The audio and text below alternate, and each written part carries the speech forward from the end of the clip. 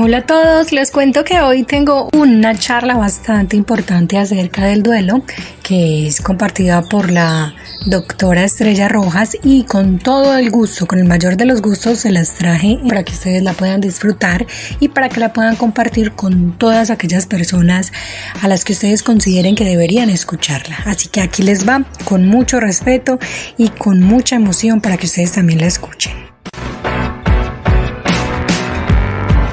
A los que están entrando, estamos hablando de una de las tareas del duelo que es sumamente importante y es aprender a manejar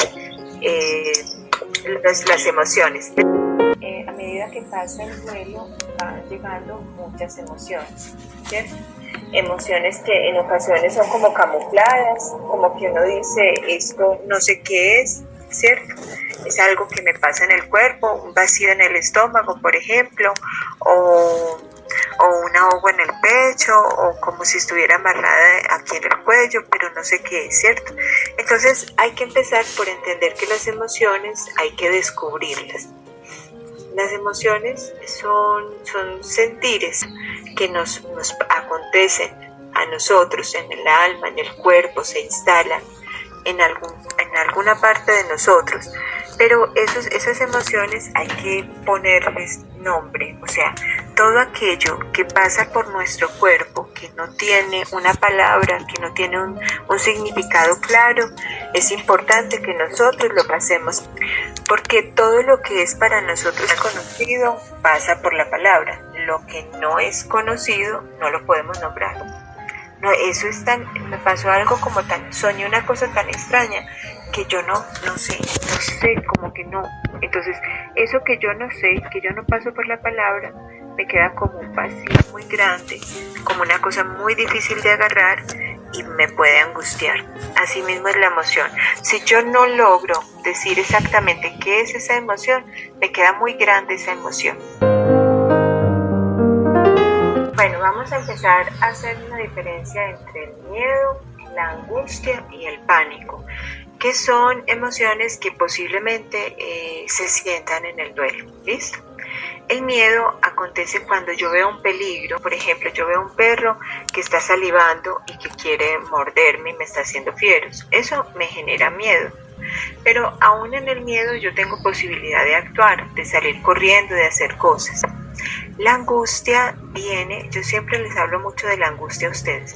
La angustia viene de algo que yo no sé exactamente qué es, que como que a mí se me pierde la claridad frente a eso y como que eso me inunda, es como eso más allá del miedo, eso que me genera mucha inquietud pero que yo no sé qué es. La angustia es una sensación que nos inunda, ¿sí? Que ella viene y nos perturba y que no es como no es más que un temor a pasar por algo que no sabemos qué es. Voy a ponerles el ejemplo.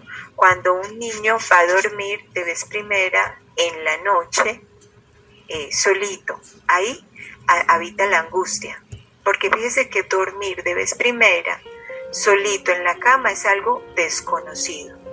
Entonces, en el duelo a veces aparece mucha angustia frente a cosas nuevas que no hemos hecho, ¿sí?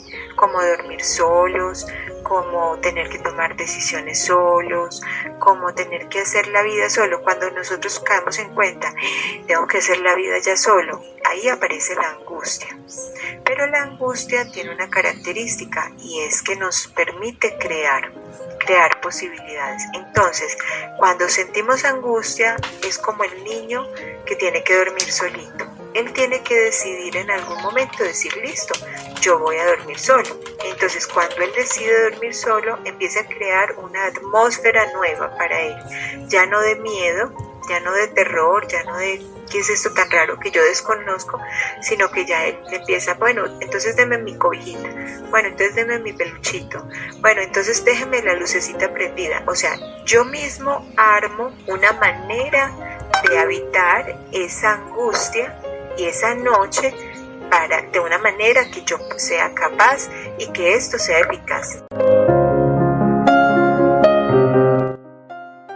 Entonces, estamos hablando de la diferencia entre el miedo, la angustia y el pánico, que son emociones que les aparecen a las personas en duelo. El miedo, acabamos de dar un ejemplo, que es como cuando un perro me va a morder, yo sé que es eso que me hace daño, entonces corro, me da miedo. La angustia es cuando yo desconozco lo que voy a vivir, como el niño cuando va a dormir de vez primera en la noche solo. Él desconoce qué es eso. Pero les estaba diciendo que la angustia aparece mucho en el duelo, y yo siempre les hablo de la angustia porque en el duelo, cuando se atraviesa el duelo, se vive como de vez primera muchas cosas a las cuales nosotros no estábamos acostumbrados. Ejemplo, dormir solos. Ay, yo hace tanto que no dormía solo y ahora me toca dormir solo. O yo antes tomaba decisiones siempre con él o con ella y ahora me toca a mí solo. Eso produce angustia, porque es hacer una cosa solo y una cosa nueva. Pero también les decía que la angustia tiene una característica muy bonita, y es que nos permite crear. Entonces el niño empieza a crear en la noche, dice, no, yo voy a poner la cobijita, la lucecita mi mamá me la deja prendidita, etcétera, ¿cierto? O sea, empieza a crear una atmósfera nueva para él, para acomodarse o reacomodarse a la nueva noche solo. Asimismo, ustedes la angustia la pasan cuando empiezan a crear una nueva manera de estar solitos, una nueva manera de afrontar. Ahora, ya hablamos de lo que es el miedo, la angustia, vamos para el pánico. El pánico es una sensación que a veces acontece en el duelo, que la gente la llama en psiquiatría ataques de pánico, en psicología se llaman crisis de pánico.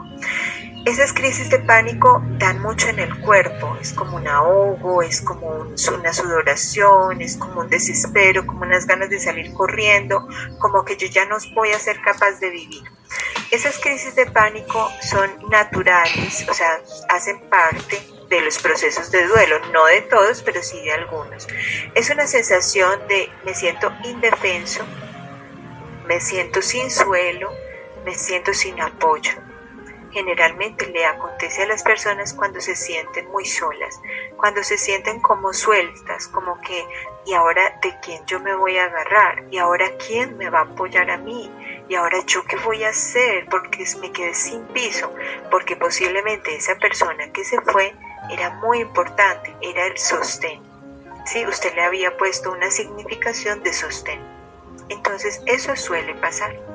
Pero cuando eso nos pase, vamos a tratar de trabajar por pensar algo que nosotros tenemos como garantía. Aunque yo sé que ustedes están en un proceso difícil y que posiblemente la soledad, el tener que hacer cosas solitos, es difícil, la inseguridad, la incertidumbre, porque además la muerte trae ese problema.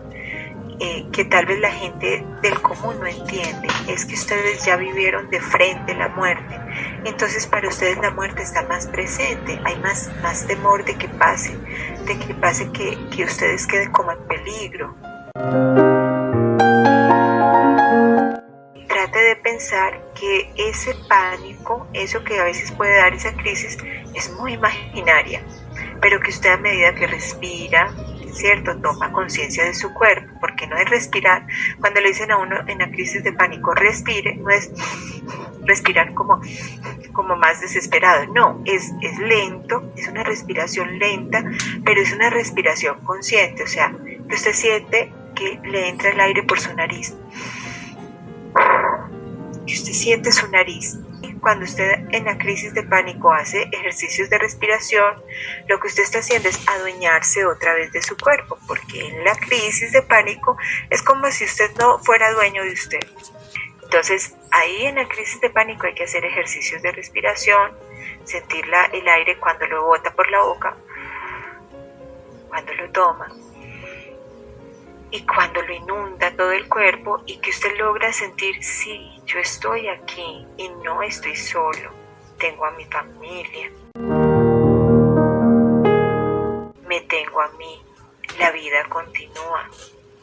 Para adueñarse de usted, de su emoción, de su cuerpo, que en ese momento, cuando da la crisis de pánico, se desborda, como que se vuelve como si no fuera usted. Eso se llama despersonalización. Eso ocurre cuando estamos muy ansiosos, como que el cuerpo, como que ya no soy yo, como que yo no tengo dominio sobre él. Pero usted ya está noticiado por esta sesión que usted sí puede tomar dominio sobre sus emociones, sobre su cuerpo. Entonces, cuando le den las crisis de pánico, no arranque a llorar y a desesperarse, sino al contrario. Listo, me está dando esto, pero aquí voy a empezar a tomar el control sobre mi ser. Y eso va a bajarse. A medida que usted empiece a hacer ese ejercicio, cada vez que le den esas crisis, cada vez más usted va a tomar más señorío, más control, cada vez más control, hasta que lo último su corazón, su psiquismo se va a acostumbrar a que usted tiene el señorío y que usted no necesita entrar en esas crisis de pánico. La gente nos dice cosas como usted es muy fuerte, ¿cierto? Nosotros tenemos realidades. Ustedes están viviendo una realidad, la gente está viviendo otra realidad.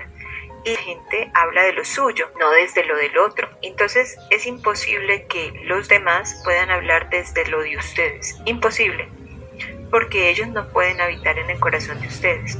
No es que la gente sea menos sensible o menos buena o lo que sea, no, es que es imposible. Digamos que un psicólogo puede desarrollar habilidades para entender un poco lo que el otro está viviendo, pero fíjese que es un poco, porque si ustedes no comprenden la falta del otro, siempre el otro va a quedar debiéndoles y ustedes se van a enojar. Y tal vez no siempre, pero en algunas ocasiones ustedes van a ser hostiles con otras personas porque creen que no les entienden. Obviamente no les entienden, pero no les entienden no por malos, sino no les entienden porque no lo han vivido. Es que si a uno no se le muere a alguien, uno no puede entender a alguien que se le ha muerto a alguien. No se puede, porque fíjense que hay un asunto tremendísimo y es que nosotros hemos vivido, yo les aseguro que ustedes antes no pensaban en la muerte tanto como ahora. Hace muchos años ustedes no pensaban en la muerte. ¿Por qué? Porque es que pues, la muerte uno siempre la tiene distante, a menos que le toque la puerta, ahí ya se vuelve presente. Cuando me enfermo, cuando alguien se me enferma o cuando alguien se me muere. Ahí, cuando yo me veo frágil y vulnerable, ahí es que yo reconozco que eso existe. Antes no. Entonces, la gran mayoría de las personas, pues, no se enferman, ni tampoco se mueren, ni se les ha muerto nadie. Entonces, pues, para ellos ese aspecto de la vida no es tan reconocido. Entonces, es como que yo pueda entender que existen muchas realidades y que yo debo aprender a dialogar con esas realidades. Si a mí me incomoda que no dialoguen con mi realidad, entonces yo debo de enseñar mi realidad, debo dialogar con la realidad del otro, ¿cierto? Si a mí me duele que con mi realidad nadie habla, porque no la entienden, debo de ser yo el que debe de dialogar con la realidad del otro. Cuando yo dialogo con la realidad del otro, el otro como que se anoticia, se atisba de que existe mi otra realidad y se vuelve más empático. Eso por ahí. Por lo otro, el segundo tema que me parece difícil en términos de que nosotros lo hacemos difícil. ¿Qué quiero decir yo con eso? Que la idea de mi esposa, mis hijos, mi familia, lo bueno, lo malo, tener para comer, esas cosas son construcciones humanas. Todo eso es parte de la civilización. Y nosotros, como personas que habitamos la civilización, vamos haciendo de eso algo que es bueno o algo que es malo. Entonces creemos que lo bueno hay que atesorarlo y se debe perpetuar. Ese es el gran problema del ser humano, que creemos que tenemos que atesorar eso. Entonces, mi familia debe ser eterna. Tenemos en la mente como mi familia no se me puede acabar. Y eso favorece para que trabajemos por la familia, para que ese esposo se adhiera a esa mujer y esa mujer a ese hombre y construyan familia y cuiden esos niños. Pero me pregunto, ¿realmente se atesora la familia? O sea, ¿realmente se perpetúa? Porque yo he visto familias que la muerte las va acabando, a familias que se van deteriorando y cuando uno menos piensa ya dice que no hay familia. Entonces, ¿hasta dónde es cierto que se debe atesorar esa idea? ¿Hasta dónde es cierto que yo debo de tener siempre este esposo a mi lado? Es más, cuando nos casamos dijimos unas cosas que yo estoy segura que ninguno de nosotros puso cuidado, porque uno del susto y de la emoción no pone cuidado a lo que dice, porque uno dice hasta que la muerte, dice el sacerdote, hasta que la muerte los separe. O sea, ahí ya nos está indicando que hay una ley que se va a cumplir. Y esa ley es que la muerte nos va a separar. Y lo que yo estoy diciendo es que yo acepto que la ley de la muerte nos va a separar. Yo, cuando viene la muerte, yo pienso, pero ¿por qué Dios me hizo esto? No, es que esto es humano. Esto no es que Dios me lo hizo, es que habitamos una vida humana en la que la muerte nos va a separar de nuestro esposo. Y que nosotros, si lo pensamos bien, siendo esa la ley, siendo ese el final del matrimonio, es un excelente final. Nos toca asumir. Lo que pasa es que nosotros siempre queremos, como siempre vivimos en este entorno humano de la ganancia, nos cuesta mucho aceptar la realidad de la verdad. La verdad es que perdemos. Nos cuesta mucho. Nosotros no entendemos muy bien lo que es la vivencia humana y que la vivencia humana trae pérdida por nuestra naturaleza. Bueno,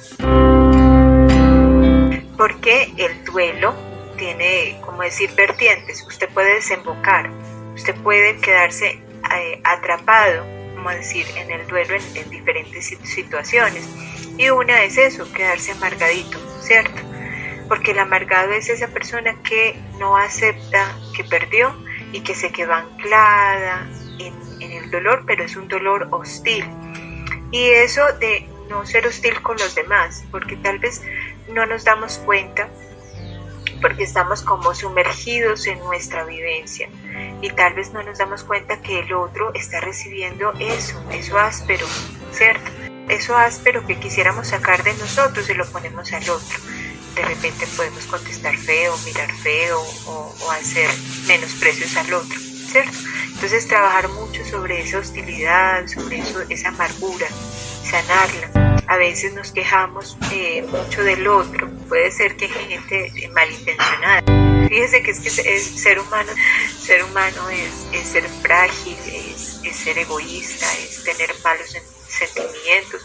A ustedes también les ha habitado, a mí también. Entonces no debe extrañarnos que al otro le habite también el mal sentimiento. Pero tenemos que trabajar por no desembocar en esa hostilidad hacia el otro, porque eso de nada nos va a beneficiar. Ya a nosotros algo se nos quebró y por más que queramos no va a volver a ser igual. Eso es una realidad.